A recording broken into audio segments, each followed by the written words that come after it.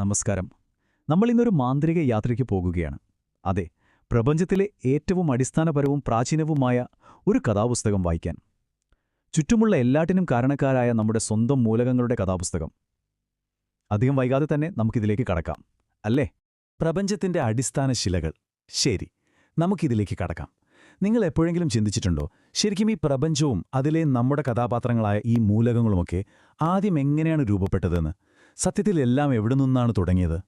ജീവശാസ്ത്രത്തിൽ പരിണാമ സിദ്ധാന്തത്തിന് എത്രത്തോളം പ്രാധാന്യമുണ്ടോ, കൃത്യം അതുപോലെ തന്നെയാണ് പ്രപഞ്ചോൽപത്തിയെപ്പറ്റി പറയുന്ന സ്റ്റാൻഡേർഡ് മോഡൽ സിദ്ധാന്തവും.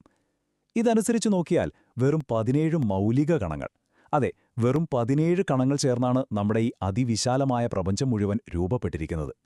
ഒന്ന് ആലോചിച്ചു നോക്കും, ഈ 17 അടിസ്ഥാന കണങ്ങളാണ് നമ്മുടെ ഈ ലോകത്തിന്റെ മുഴുവൻ ഉത്ഭവത്തിനും കാരണം. എന്തൊരു അത്ഭുതമാണല്ലേ! ഇതിൽ തന്നെ ഏറ്റവും പ്രധാനപ്പെട്ട, അല്ലെങ്കിൽ ഏറ്റവും കൂടുതൽ ചർച്ച ചെയ്യപ്പെട്ട ഒന്നാണ് ഹിഗ്സ് ബോസോൺ. നിങ്ങൾക്ക് അറിയാമായിരിക്കും, നമ്മൾ ഇതിനെ ദൈവകണം എന്നാണ് വിളിക്കുന്നത്. കാരണമെന്താണോ? നമ്മുടെ ഈ മൂലക കഥയിലെ ഓരോ കഥാപാത്രങ്ങൾക്കും, അതായത് എല്ലാ മൗലിക കണങ്ങൾക്കും ഒരു ഭാരം അഥവാ മാസ് നൽകുന്നത് ഈ ഹിഗ്സ് കണമാണ്. അക്ഷരാർത്ഥത്തിൽ അവയ്ക്ക് ഭൗതികമായൊരസ്തിത്വം നൽകുന്നത് ഇവനാണ്. ഇനി ഈ കഥാപാത്രങ്ങൾ എങ്ങനെയാണ് പരസ്പരം ബന്ധിക്കപ്പെട്ടിരിക്കുന്നത് എന്ന് നോക്കാം. അവയെ ചേർത്തു നിർത്തുന്ന അദൃശ്യമായ മാന്ത്രിക വിദ്യയാണ് രാസബന്ധനങ്ങൾ അഥവാ കെമിക്കൽ ബോണ്ടുകൾ.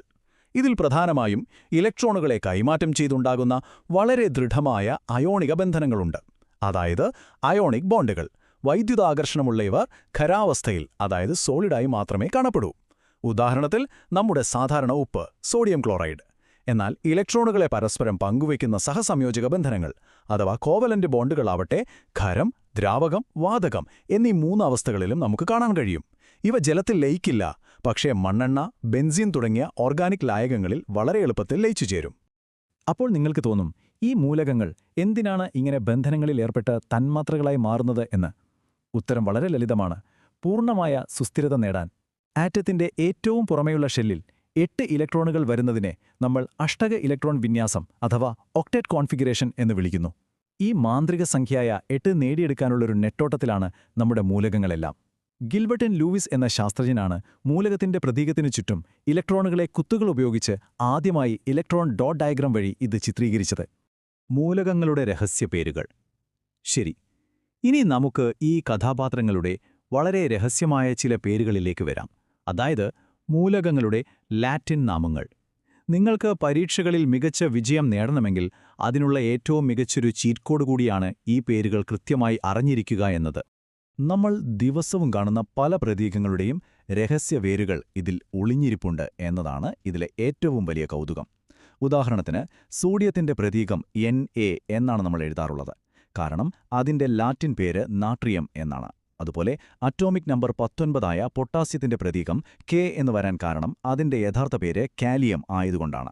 ഇതിലൊരു രസകരമായ കാര്യം എന്താണെന്ന് വെച്ചാൽ, നമ്മുടെ ശരീരത്തിൽ പൊട്ടാസ്യത്തിന്റെ കുറവ് മൂലമുണ്ടാകുന്ന അസുഖത്തെ നമ്മൾ ഹൈപ്പോകാലീമിയ എന്ന് വിളിക്കാറില്ലേ, ആ പേര് വന്നതും ഈ കാലിയം എന്ന വാക്കിൽ നിന്നാണ്. ഈ പ്രാചീന പേരുകൾ നമ്മൾ അവയുടെ അയിരുകളുമായി, അതായത് ഓർസുമായി ബന്ധിപ്പിച്ചു പഠിച്ചാൽ പിന്നെ ഒരിക്കലും മറക്കില്ല. നോക്കൂ, ചെമ്പ് അഥവാ കോപ്പർ നമ്മൾ Cu എന്നെഴുതുന്നു, കാരണം ലാറ്റിൻ പേര് ക്യുപ്രം എന്നാണ്.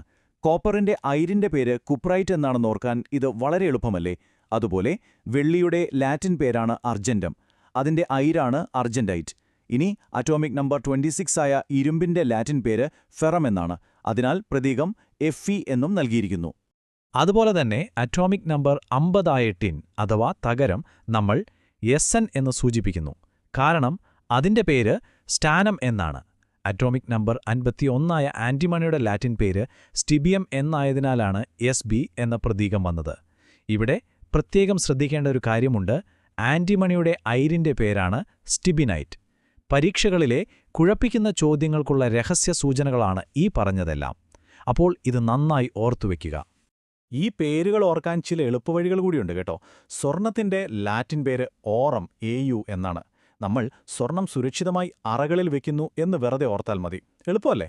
അതുപോലെ ടങ്സ്റ്റന്റെ ലാറ്റിൻ പേര് വുൾഫ്രം, W ആണ്. ഇതിൽ നിന്നാണ് അതിന്റെ അയിരായ വുൾഫ്രൈറ്റ് എന്ന പേരുണ്ടായത്. ലെഡ് അഥവാ ഈയത്തിന്റെ ലാറ്റിൻ പേര് പ്ലംബം, Pb എന്നാണ്. ലെഡ് ശരീരത്തിലധികമായാൽ ഉണ്ടാകുന്ന രോഗത്തെ നമ്മൾ പ്ലംബിസം എന്ന് വിളിക്കുന്നതും ഇതുകൊണ്ട് തന്നെയാണ്. മൂലകങ്ങളുടെ വലിയ ക്രമീകരണം ഈ മൂലകങ്ങളുടെ അതിവിശാലമായ സാമ്രാജ്യത്തെ കൃത്യമായി രൂപകൽപ്പന ചെയ്ത വലിയൊരു വാസ്തുശില്പിയുണ്ട്. അദ്ദേഹമാണ് ദിമിട്രി മെൻഡലിയേവ്. അദ്ദേഹം ഈ മൂലകലോകത്തെ എങ്ങനെയാണ് ഒരു ഭൂപടത്തിൽ, അതായത് പീരിയോഡിക് ടേബിളിൽ രേഖപ്പെടുത്തിയത് എന്ന് നമുക്കൊന്ന് നോക്കാം. 1869-ൽ മെൻഡലിയേവ് ഈ മൂലകങ്ങളെ അവയുടെ അറ്റോമിക ഭാരത്തിന്റെയും ഗുണങ്ങളുടെയും അടിസ്ഥാനത്തിൽ വളരെ കൃത്യമായി അടുക്കിവെച്ചു. അന്ന് കണ്ടുപിടിക്കപ്പെടാതിരുന്ന മൂലകങ്ങൾക്ക് പോലും അദ്ദേഹം തന്റെ ആവർത്തന പട്ടികയിൽ കൃത്യമായ സ്ഥാനം ഒഴിച്ചിട്ടിരുന്നു എന്നുള്ളതാണ് ഇതിലെ ഏറ്റവും വലിയ മാന്ത്രികത. ശരിക്കും അത്ഭുതം തോന്നും. ഗാലിയം, ജർമേനിയമൊക്കെ അദ്ദേഹം അങ്ങനെ വരുമെന്ന് മുൻകൂട്ടി പ്രവചിച്ചതാണ്. ഇന്ന് നമ്മൾ കാണുന്ന ഈ വലിയ ഭൂപടത്തിൽ മൂലകങ്ങളെ വിവിധ കുടുംബങ്ങളായി തരംതിരിച്ചിട്ടുണ്ട്. ഉദാഹരണത്തിന് 15ാം ഗ്രൂപ്പ് നൈട്രജൻ കുടുംബമാണ്, 16ാം ഗ്രൂപ്പ് ഓക്സിജൻ കുടുംബവും, 17ാം ഗ്രൂപ്പിനെ നമ്മൾ ഹാലോജനുകളെന്നും വിളിക്കുന്നു.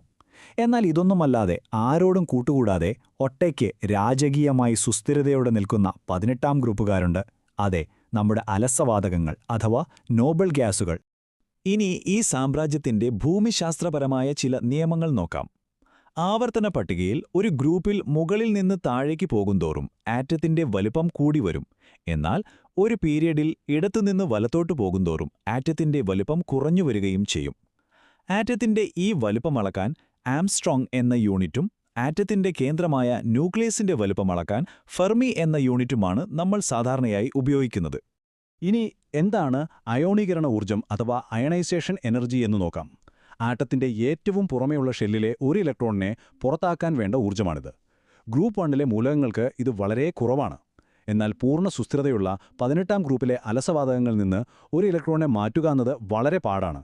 അതുകൊണ്ട് അവർക്ക് അയോണീകരണ ഊർജ്ജം ഏറ്റവും കൂടുതലായിരിക്കും. ലളിതമായി പറഞ്ഞാൽ അവ തങ്ങളുടെ അതിർത്തികളെ അത്രത്തോളം ശക്തമായി സംരക്ഷിക്കുന്നു എന്ന് സാരം. നിത്യജീവിതത്തിലെ രസതന്ത്രം. ഈ പ്രാചീന ഭൂപടങ്ങളിലും അക്കങ്ങളിൽ നിന്ന് നമുക്ക് നമ്മുടെ ഇന്നത്തെ യാഥാർത്ഥ്യത്തിലേക്ക് തിരികെ വരാം. ഈ മൂലകങ്ങളും അവയുടെ മാന്ത്രികതയും നമ്മുടെ നിത്യജീവിതത്തിൽ എങ്ങനെയാണ് ഇടപെടുന്നത് എന്ന് നമുക്കൊന്ന് നോക്കാം. പ്രകാശം ഗ്ലാസിലൂടെ കടന്നുപോകുമ്പോഴുണ്ടാകുന്ന അപവർത്തനം, അതായത് റിഫ്രാക്ഷൻ എന്ന പ്രതിഭാസം ശരിക്കും ഒരുതരം മാന്ത്രികത തന്നെയാണ്.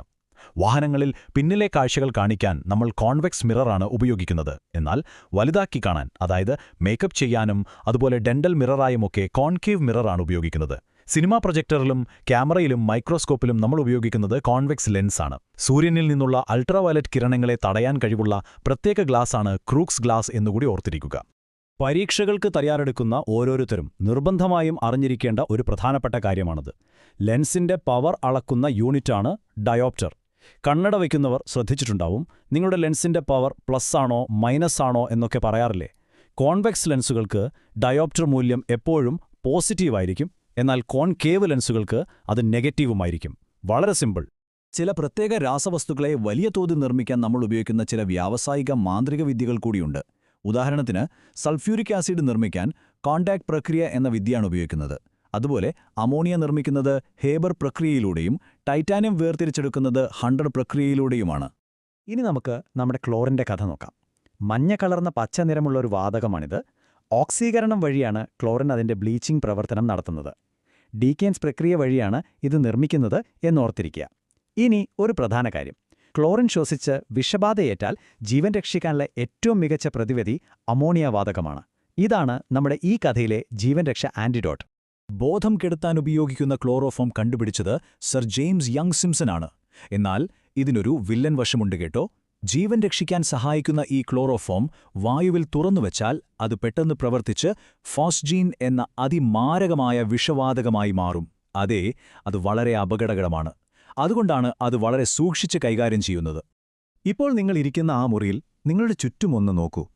നമ്മൾ ഇത്രയും നേരം സംസാരിച്ച് ഏതൊക്കെ രഹസ്യ മൂലകങ്ങളാണ് നിങ്ങളുടെ കൺമുന്നിൽ ഒളിഞ്ഞിരിക്കുന്നത്.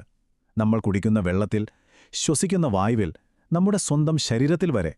ശരിക്കും നമ്മുടെ ഈ ലോകം തന്നെ മൂലകങ്ങളുടെ ഒരു ജീവിക്കുന്ന കഥാപുസ്തകമാണ്. ആ ഒരു യാഥാർത്ഥ്യം ഉൾക്കൊണ്ട് ചുറ്റുപാടുകളെ നിരീക്ഷിക്കാൻ തുടങ്ങിയാൽ രസതന്ത്രം ഒരിക്കലും നിങ്ങൾക്കൊരു ഭാരമാകില്ല. എപ്പോഴും പഠിച്ചുകൊണ്ടേയിരിക്കുക. അപ്പോൾ അടുത്ത തവണ കാണും വരെ ചുറ്റുമുള്ള ഈ മാന്ത്രികതകൾ നിരീക്ഷിച്ചുകൊണ്ടേയിരിക്കുക.